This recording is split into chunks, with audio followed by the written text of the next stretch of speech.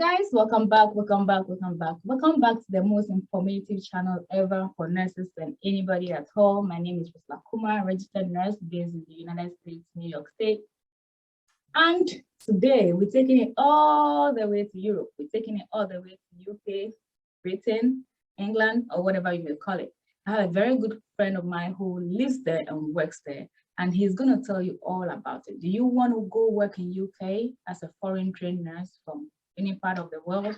Anyway, you have the right information here for you. Do you have a family and you're thinking of going together? We're going to touch on all that. Stay tuned, don't go anywhere. This video is going to be in two parts, part one, part two. Do well to watch the second part and you would get a full story.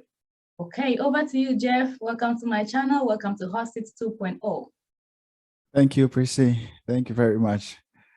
I appreciate it.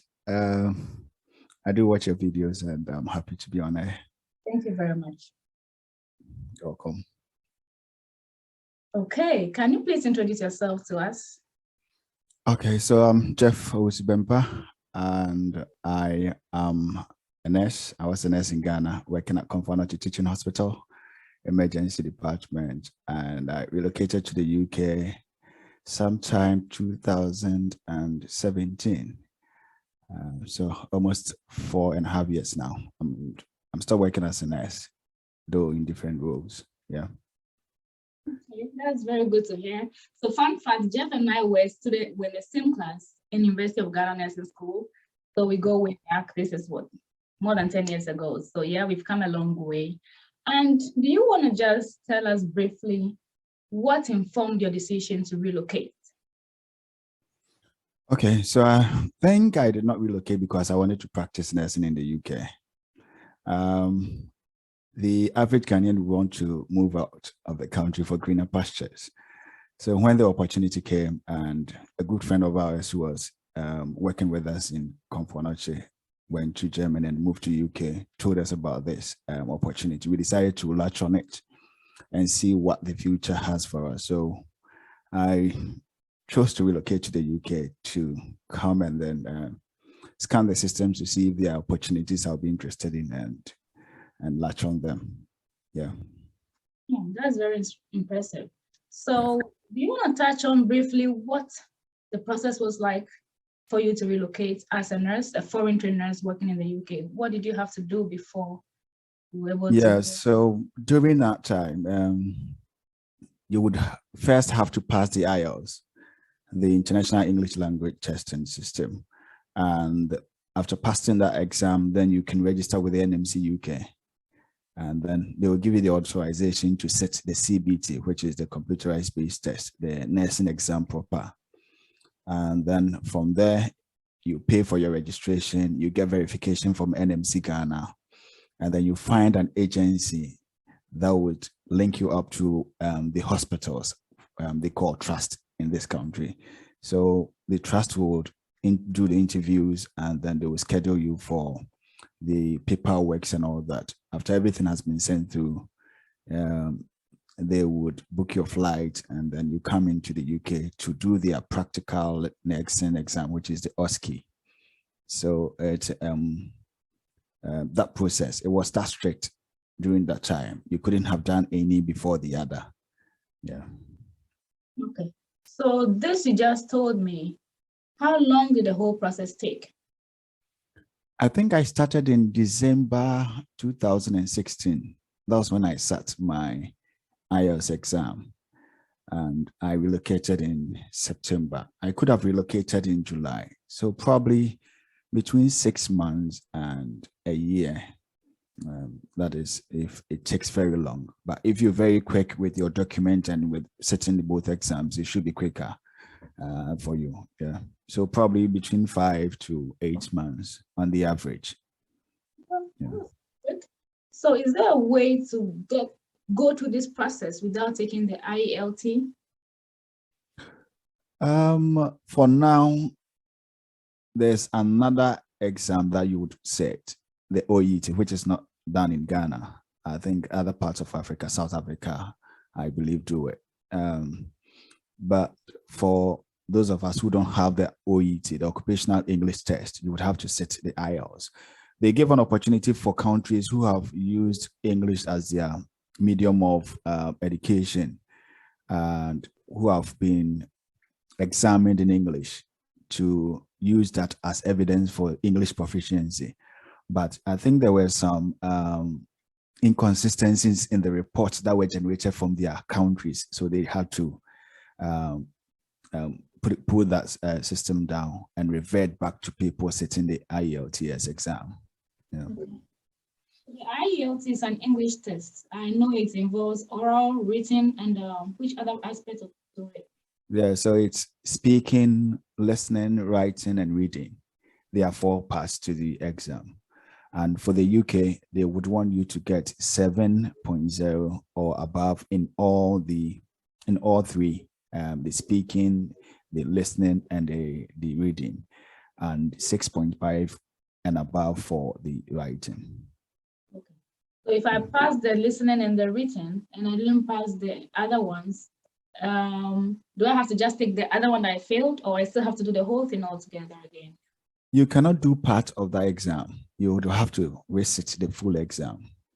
So if you couldn't get the required marks for any of those sections, you would have to sit the whole exam. But UK allows for people to put 2 exams together on 2 conditions. That the first one is that you wouldn't have taken those 2 exams more than 2 years apart. And the second condition is that you wouldn't have gotten less than 6.5 in any of those exams. So let's say you sat the first exam, you got 7 in speaking, you got 8 in listening, you got 6.5 in reading and 6.5 in writing.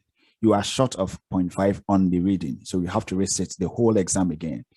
So in your second sitting, you have to also make sure that it's within 2 years from the first one, and you make sure that none of the other results, even though you are going in for the reading, none of the other results will fall below 6.5. Then you can put those 2 exams together and present to the NMC, and they will verify that for you. Okay. And I also know that it's valid for 2 years. After 2 years, it expires and you have to retake it, correct? Yes, definitely. Okay. You mentioned that one has to find an agency. Are you finding a hospital, or are you finding an agency by yourself as an individual before you can move on? Yeah, so that was how it was in the past. You would have to come through an agency most of the time. So there were private agencies that were recruiting on behalf of the NHS, the hospitals, and then the other private hospitals. So you go online, you find an agency, and then you submit your documents, and then they will link you up to which hospitals you're having upcoming interviews for. And if you're interested in that area, they'll fill you in there, and then they'll take it up from there. But now, because of World Health Organization's international recruitment policy, you cannot go through a private agency. And that's what they're saying, even though few people come through private agencies. So you would have to apply directly to the hospitals. They got a job site for hospital vacancies. So you go on there and then you search for the hospital, as they call it in the UK, trust. You search for a trust and then you apply. And then the trust will pick you directly from there. And then they'll go through the same process that the agency would have taken you through. And then you come to the UK, yeah. So from what I get, does that mean there are no private agencies recruiting nurses from Ghana? That's what they are saying. Private agencies should not be recruiting from countries who have less than, I think, a nurse to population ratio. It should be more than 49 to 1,000. But I think Ghana is 47 or 48 to 1,000. So we are still below that threshold. So we are not supposed to be recruited in, say, huge quantities or huge numbers from our country, because it will lead to brain drain and an understaffing back home. Yeah, that's what they call the red list. WHO has a red list. Yeah. So they are not recruiting midwives and psych nurses and pediatric nurses because we have fewer, as you said, matching the population, the ratio doesn't balance well. Okay. So let's take it from everything worked out and you enter the plane to go to England. did they make provision for your accommodation, driving, food? What happened when you touched down at the airport? So when you pass their interview, they send you a pre-contract that will detail the terms and conditions, what they will be giving you and what you need to provide for yourself. Okay. So they usually give 2 or 3 months accommodation. Some trust will give you just 1 month accommodation. That is free, just to occupy you for that period. And that's the period you're going to use to prepare and sit the OSCE exam, the practical nursing exam. So that one will be catered for. They usually pay for your flight, and then they pay for that accommodation, and they pick you up from the airport to that accommodation. And at times they can shop for you some few things you might need within that short period of time before you settle. Most of them will give you a SIM card at the airport so that you can start making calls and all that. And they give you tutorials for the OSCE exam. So you would have probably a month or 2 to prepare to sit the exam. And it's being provided by the trust or the hospitals, as they are called. So these are the things that they will do for you for free. The others, they might aid you to do them, but you might have to do the finances yourself. Okay. So let's say they got your accommodation for a month. You took the OSCE and you failed. Are they going to renew the accommodation, or are you going to be left on your own? So once you don't pass the exam within that accommodation period, free accommodation period, you would have to either renew it and stay there if it's available, or you move out to rent your own accommodation. But some hospitals do pay for a second sitting. Others would only support you to sit the practical exam again. So those are the dynamics. You would either move out or pay for that rent to continue to stay there. And then you either also have to pay for the OSCE, the resitting, or the hospital supports you either financially or by means of tutorials for you to have a second chance at it. Okay. So after you pass the OSCE, what next? So when you come in, you whilst you are doing your training for the OSCE exam, you get paid. You get paid as either a band 3 or a band 4. And that's how the UK pay system is. So we have band 2, 3, 4, 5, so band 9 or so. So band 3 or 4, depending on your trust or the hospital. So you get paid at that till you get your NMCP. That you get it after passing the OSCE exam. And from there, you would start practicing as a supernumerary nurse. That is, I think, I don't know how the other countries might call it, but you are supervised to do all nursing responsibilities. It takes some 3 weeks, 2 weeks, some a month or 2 months. Others, depending on how supportive the environment is and how fast you are able to grab, for you to adjust to be signed off, and then you start practicing by yourself. Yeah. Okay. That is what the US calls preceptorship. So after you pass the NCLEX and get a job, when you go into the hospital, you are attached to one person or sometimes 2. You follow the person anywhere, they watch you do stuff. And it's for 3 months, it's for 12 good weeks. And as you do that, as a logbook, they'll be checking stuff and marking that, oh, she can pass a catheter by herself, or she can inject and stuff. So they'll do that. And even if you feel not comfortable to be on your own, to get off orientation or get off preceptorship, you can apply for a week or 2 extension.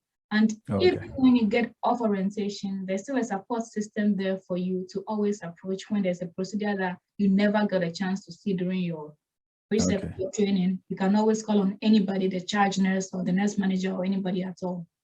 So, and after you pass the OSCE, you go into the hospital and you start working. As I said, you get like 2-3 weeks. And you have to move out of the accommodation, right? Yeah. Okay, to find a place of your own. Yes. Okay. And the bands, you said from band 1 to band 9. What is the equivalence of a nursing officer in Ghana? What band would they be in the UK, or a senior staff nurse in Ghana? What band? Okay, so you know, in Ghana, it's per your level of education, and then long service. That's where you gain your promotion. But in the UK, they will open up the vacancies. So a band 5 is a staff nurse. Everybody who comes to the UK and passes your NMC, irrespective of how long you've practiced in Ghana, you're a band 5. So if you're a PNO and you come here, you pass OSCE, you're a band 5. If a staff nurse from Ghana comes in, passes band 5, you get the same salary.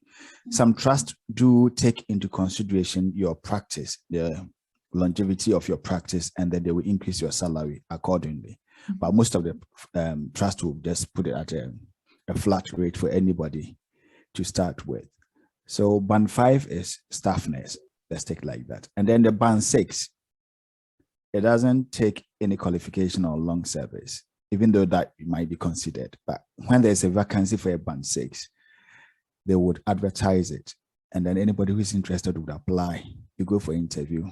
And then when you get it, you get it. And that's how it works. And then band 7. Band 7s are usually ward managers.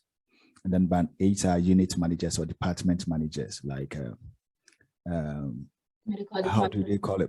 Those with mauve belts in Ghana. Yeah, DDNS. DDNS, yeah. Yeah. And so the PNO will be like a band 7. They manage wards, and then it goes up like that. So band 9 will be probably chief nursing or something. Okay. I'm about to ask you the most important question ever. Oh, which type of nurse? It's not what you're thinking. It's far from that. It's not money. Which type of, it's not money. Which is not your pay. Which type of nurses are they recruiting? Can midwives come from Ghana and come and work in UK? Can psychiatry nurses or mental health nurses work? Can pediatric nurses come and work? Because it looks like those specialty nurses are not being recruited. They are having a difficult time, especially in the US, because those courses are master's level courses. They are not diploma, neither are they bachelors, but they are masters. So US is not having an entrance point for them. So can my midwife come and work in the UK? Yes, my wife is a midwife. She's a diploma midwife, and she came in. But the difficulty was probably 2 years ago and beyond, they were not recruiting directly. So if you're a midwife and you want to come in, you have to find your own way of coming to sit the OSCE. You pass it and then you apply. Then they will take you. But since last year, they've started recruiting from Ghana. I know a number of trusts. Some of them have as many as 10, 14 Ghanaian midwives in the same hospital. So they are recruiting now, and a number of them are coming. Pediatrics and mental health, I know there's a pathway for them as well. If you check the NMC site, they have a pathway for psychiatric nurses and then pediatric nurses as well. So there is, just that I don't know much about that for pediatrics and mental health nurses, but for midwives, I know they are now coming in numbers. They're coming in their numbers. I'm very glad to hear that, because every single day in my inbox, I get a midwife or a psychiatric nurse asking me ways which they can come and work. Oh, okay. And prefer to work in the US. So now that the UK is doing that, they can go there and see where they can start from if they have to come to the US later. Yeah. So these midwives, are they working in labor and delivery, obstetric and gynecology, or are they on the general medical ward? They are working in obst and gynae wards in the midwifery department. And you can be put anywhere. My wife has worked on the labor and postnatal and all the other units, you know. So depending on where they have a shortfall of staff, they recruit people and then they mentor them through the processes and get them to sign up. Yeah. And then most of the midwives, they easily get their band 6, unlike the general nurses. Most of them will get band 6 shortly after going through their preceptorship. Most of them, it's automatic for them. unlike general nurses where you have to wait for a vacancy before you apply. So you mentioned preceptorship. In UK, they also have preceptorship, but it's not like the orientation type. Okay. It's after you get your PIN, and I think it's about 6 months to a year. Then they take you through what you're doing and all that, some procedures you have to be signed up and all that, and you attend certain trainings and all that. After that, you are still band 5 for general nurses, but for midwives, most of the trust, after going through preceptorship, you automatically become a band 6. Yeah. Because they think midwifery is a specialty unit. So every specialty unit in the UK is a band 6, minimum start. They think midwifery is also a special unit. So their staff get band 6 quite easier than general nurses. Yeah. So aside the preceptorship that I mentioned, we have something called residency. Residency is a 1-year program. So the preceptorship is like you're doing it on the unit, on the floor, on the ward. You go for your shift and you are attached with a nurse and you're following her and doing your nursing. Oh, okay. Residency, once a month in 12 months. For every month, you have a class you go to from 8 a.m. to 4 p.m. It's like a lecture. You go with your notes, then you do a theory part, then you divide yourself into groups, then do a hands-on. You act in a code. You do your catheter insertion. You do taking care of chest tube and whatever. So you do that once a month for a whole 1 year. That is residency. And they also have a checklist. They check you off. So the residency for the first 3 months matches up with your preceptorship for the first 3 months. Yeah. Residency is the place you come to and report to the team about how your preceptorship is going. Mm-hmm. So they ask you, did you learn anything new on your unit? So people talk about, yeah, my preceptor made me try my hands on this. I don't like my preceptor. My preceptor is rushing me. I want to change my preceptor. So residence for the first 3 months is how you come and report how your preceptorship on the floor, the unit or the ward is going.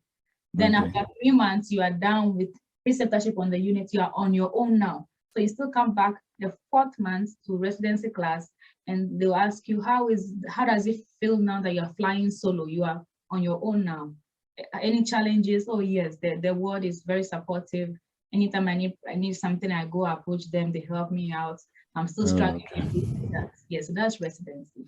So I think that the preceptorship in the UK is the residency in the US, and the supernumerary in the UK is the preceptorship in the US. Yeah. Oh, okay. Yeah, the residency is 1 year. It's a class you go, theory class and practical. It's a simulation lab. You go and touch dummies and all the stuff. Okay. Yes. So does it make a difference if I'm a bachelor? I'm a bachelor degree. I have a nursing degree, and my friend has a diploma, and we all go and arrive the same day. Pay is different. Do I have any advantage because I'm a degree nurse and they are a diploma nurse? No, you don't have any advantage. The only advantage you have is the extra knowledge you acquired as a bachelor degree holder. That's all.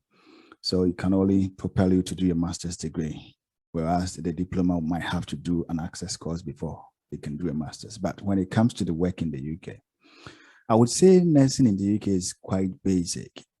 You don't do much. It's just mostly medication, documentation, and doing social services and all that. You don't do much of the kind of things probably an emergency nurse we expected of you, and probably if you are a specialty surgical nurse, what you're supposed to do and all that. It's quite simple nursing, even though it's very tiring. And can be very, very annoying at times, as I put it, because you tend to be writing and documenting a lot and not doing much for your patient. Yeah.